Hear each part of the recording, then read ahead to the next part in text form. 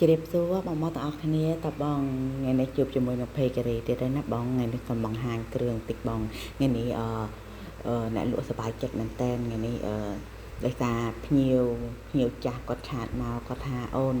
នឹងឯអូនបងមួយរយៈនេះអត់បានទិញអូនបងកន្លែងតែជាប់ទៅទិញពេករបស់គេអញ្ចឹងណាបងអូនដល់ពេលប៉ុន្តែអ្វីដែលបងយកទៅពេលដែលបងទិញយកទៅបងយកទៅប្រៀបធៀបជាមួយត្បូងរបស់អូននិយាយទៅគឺត្បូងរបស់អូនយកទៅគឺស្អាតចង់និយាយថាក្របទូចមែនប៉ុន្តែចរណៃវានិយាយទៅគឺស្អាតហើយថ្លៃមែនប៉ុន្តែចេញមកចង់និយាយថាវាសមនឹងតម្លៃដែលអូនលក់ហ្មងណាហើយរបស់គេក្របធំហើយតម្លៃធូរថ្លៃប៉ុន្តែប្រើមកអត់ដូចចង់និយាយថាទិញមកពេលទៅឡើងគ្រឿងអត់ដូចអត់ស្អាតដូចអីវ៉ាន់របស់អូនសោះហ្នឹងហើយឥឡូវបងកំងអានេះបន្ថែមទៀតអូយនិយាយទៅខ្ញុំសប្បាយចិត្តមែនតើបងពេលដែលលើបងនិយាយអញ្ចឹងនិយាយទៅអ្នកលក់ចង់និយាយថាលក់ចំណេញមិនចំណេញបងមិនសប្បាយចិត្តស្មើជាងបងយកទៅបងស្រឡាញ់បងពេញចិត្តអញ្ចឹងណាបងនិយាយទៅអ្នកលក់សប្បាយចិត្តមែនតើហ្មងបងពួកអីចង់និយាយថាអ្នកលក់ចង់ទៅយកទៅឲ្យបងយកទៅពាក់ឲ្យបងសប្បាយចិត្តអញ្ចឹងបងធម្មតាពេលដែលខ្ញុំធ្វើឲ្យបានបងហើយបងយកទៅបងស្រឡាញ់បងពេញចិត្តបងសប្បាយចិត្តហើយតាបងស្រឡាញ់ហើយហ្នឹងហើយបងដូចបងធ្លាប់បងធ្លាប់ឆាតមកសួរខ្ញុំអានេះតម្លៃប៉ុន្មាននោះតម្លៃប៉ុន្មានដូចសួរត្បូងអញ្ចឹងណាបងអញ្ចឹងខ្ញុំសួរខ្ញុំប្រាប់តម្លៃប៉ុណ្ណេះហើយដល់ពេលបងយកទៅប្រៀបធៀបគ្នាថាតម្លៃនេះមិនបានថ្លៃជាងគេចេះមួយចុះពីអីអញ្ចឹងណាបងដូចគេមុខ4-5លីអីមិនបានថ្លៃគេមកការ៉ាត់ត្រឹម60-80បងហ្នឹងហើយខ្ញុំអត់ដឹងថាបងបែបរបស់គេហ្នឹងបែបមិនគេប៉ុន្តែគាត់តែខ្ញុំគាត់តែបញ្ជាក់ប្រាប់បងថាបងដែលខ្ញុំលក់តម្លៃបើសិនជាទំហំសេរីហ្នឹងគឺចង់គេត្បូងសុទ្ធរបស់យើងគឺតម្លៃគឺថ្លៃអត់មានថោកទេណាបងណាហ្នឹងហើយសិតតែខ្ទង់បើសិនជាក្រហមវិញមុខ4លីជាងអីមកការ៉ាត់200ជាងទៅ300ឯងបងហ្នឹងហើយអត់មានមកតម្លៃខុសគ្នាដល់ថ្នាក់ច្រើនដល់ថ្នាក់ហ្នឹងទេពួកអីមិនងាយនឹងមានផងបាច់ចាំថាឡើយឲ្យតែមានតម្លៃឲ្យតែមានទំហំត្បូងសេរីនឹងទំហំហ្នឹងមកការ៉ាត់250 300ក៏មានគេយកដែរបងឲ្យតែមានមុខ4-5លីហ្នឹងហ្នឹងហើយនិយាយទៅវាមិនមានទៀតបងអានេះខ្ញុំនិយាយពងកពើឯណាអត់និយាយមូលទេណាបើនិយាយមូលតម្លៃគឺថ្លៃទៀតបងហ្នឹងហើយអានេះចង់និយាយថាឲ្យតែមានត្បូងលក់ទៅសេរីទំហំហ្នឹងនិយាយទៅគឺអត់មានទៀតអញ្ចឹងបងហ្នឹងហើយចាំថា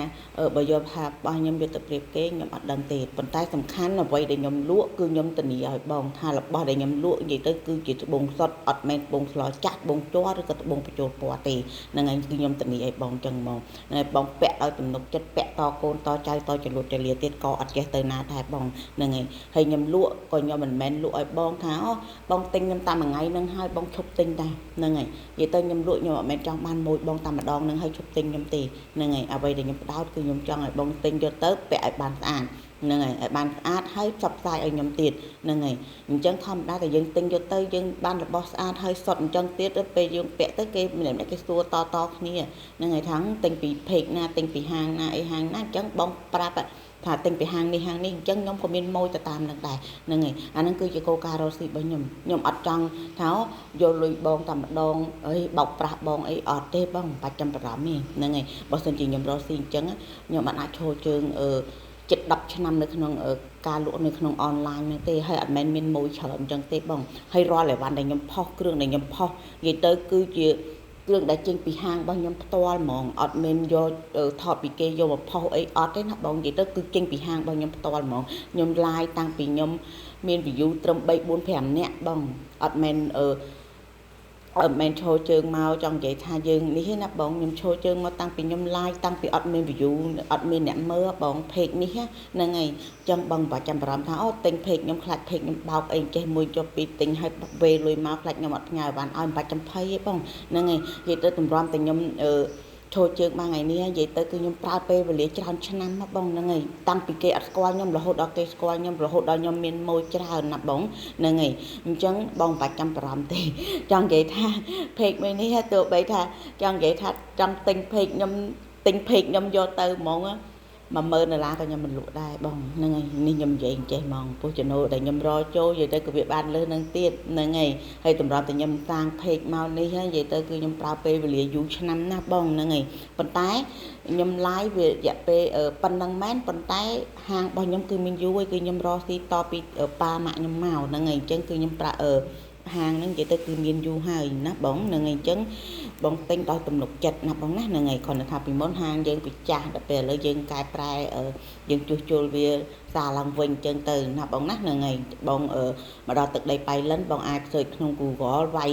ថាយីហៅឡោបអន្លង់អញ្ចឹងមកគឺនៅក្នុង Google Map គឺមានហើយបងហ្នឹងហើយអញ្ចឹងគឺនាំមកបងមកហើយគឺនៅលើផ្លូវជាតិលេខ57នៅមុខអាសនៈលោកយាយយ៉ាត់ធំនៅក្នុងខេត្តប៉ៃលិនហ្នឹងហ្មងណាបងហ្នឹងហើយអត់មាននៅកន្លុកកលៀតណាទេហ្នឹងហើយនៅលើថ្នល់ធំហ្នឹងហ្មងបងនៅមុខលោកយាយយ៉ាត់ហ្នឹងមកដល់ឃើញផ្លាកយីហៅហើយបងហ្នឹងហើយអញ្ចឹងបងចង់អញ្ជើញមកមើលដល់ហាងផ្ទាល់ក៏បានដែរពេលដែលបងស្គាល់ហាងហើយយើងការទិញគឺកាន់តែងាយមានទំនុកចិត្តគ្នាទៅវិញទៅមកទៀតហ្នឹងហើយអត់មែនថាខ្ញុំ live ខ្ញុំចង់លួចបងតែនៅក្នុងការ live អត់ទេបងចង់អញ្ជើញមកដល់ហាងផ្ទាល់ក៏បានដែរហ្នឹងហើយនិយាយទៅបានអញ្ជើញមកដល់ហាងផ្ទាល់ទៀតខ្ញុំកាន់តែសប្បាយចិត្តនិយាយទៅបងមានជំរើសច្រើននិយាយទៅយើងមានត្បូងឲ្យបងគេរើសច្រើនទិញហើយចង់កំងគ្រឿងម៉ូតមិនតាមតែចិត្តបងនិយាយថាភ្ញៀវខ្លះគាត់ទិញហើយគាត់ចង់តឡើងមួយពេជ្រគាត់ដាំត្បូងហើយគាត់មិនមានពេលវេលាមកគាត់ឲ្យខ្ញុំដាំហើយទុកចន្លោះដាក់ពេជ្រអីគាត់ក៏បានដែរហ្នឹងហើយនិយាយទៅគឺតម្រូវតាមចិត្តអតិថិជនហ្មងណាបងណាហ្នឹងហើយអញ្ចឹងបងទិញពី page របស់ខ្ញុំមិនមែនថាខ្ញុំលក់តែគ្រឿងប្រាក់ឯងបងណាហ្នឹងហើយនិយាយទៅគឺខ្ញុំមានលក់ទាំងគ្រឿងផ្លាក់ទិញលក់អីទាំងអស់បងហ្នឹងហើយដោយសារឥឡូវមាសឡើងទេបានខ្ញុំបងខ្លះគាត់ចង់បានតម្លៃធូរអីចឹងទៅគាត់ថាចង់ចាប់ពីគ្រឿងប្រាក់ពាក់មួយរយៈសិនតែពេល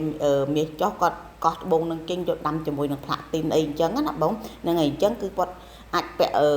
អានឹងបដោះអាសន្នសិនពេលដែលចង់ធ្វើផ្លាក់ទីនអីអញ្ចឹងទៅគាត់ដូរម៉ូតគាត់ធ្វើផ្លាក់ទីនអីកោះត្បូងយើងយកមកធ្វើមកហ្នឹងហើយពួកអីត្បូងរបស់យើងចង់និយាយថាបងពាក់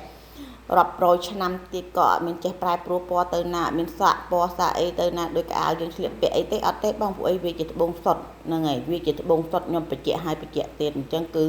អត់មាននេះទេប្រឡាក់ដីឲ្យលើកមកលាងទឹកវិញគឺស្អាតដូចដើមណាបងណាហ្នឹងហើយអត់មានស្លកពណ៌ស្លកអីទៅណាទេហ្នឹងហើយអញ្ចឹងសម្រាប់បងដែលចង់បានត្បូងសុទ្ធកុំភ្លេចពី page អរីណាបងណាទិញដោយទំនុកចិត្តប្រើដោយទំនុកចិត្តលក់ដោយទំនួលខុសត្រូវណាបងណាចង់ជើញមកដល់ហាងផ្ទាល់ក៏បានដែរបងកុំភ្លេចចុច like ឬក៏ follow page បងម្នាក់មួយដើម្បីទទួលបានវីដេអូថ្មីប្រចាំថ្ងៃដែលបងផុសអញ្ចឹងណាបងហ្នឹងហើយអញ្ចឹងបងចង់បងខ្លះគាត់សួរខ្ញុំម្ដងហើយគាត់អត់ហ៊ានសួរទៀតទេគាត់ខ្លាចសួរឲ្យអត់ទិញខ្លាចអ្នកលក់ខឹងអីចឹងណាបងហ្នឹងហើយបងអានឹងខ្ញុំសូមបញ្ជាក់មួយទៀតបងបាច់ចាប់អារម្មណ៍ទេបងនិយាយទៅបងចាប់អារម្មណ៍អីបងអាចសួរបានសួរអត់ទិញក៏អត់អីដែរបងហ្នឹងហើយសួរទៅបងអត់អីទេអ្នកលក់រីករាយនឹងក្នុងការឆ្លើយប្រាប់បងចឹងណាបងហ្នឹងហើយអរគុណមែនតើណាបងណាចំពោះការគ្រប់គ្រង page បងប្អូនអរគុណទាំងអតិថិជនថ្មីនិងអតិថិជនចាស់បងណាជូនពរបងសំណាងល្អហេងទាំងអស់គ្នាណាបងណាអរគុណ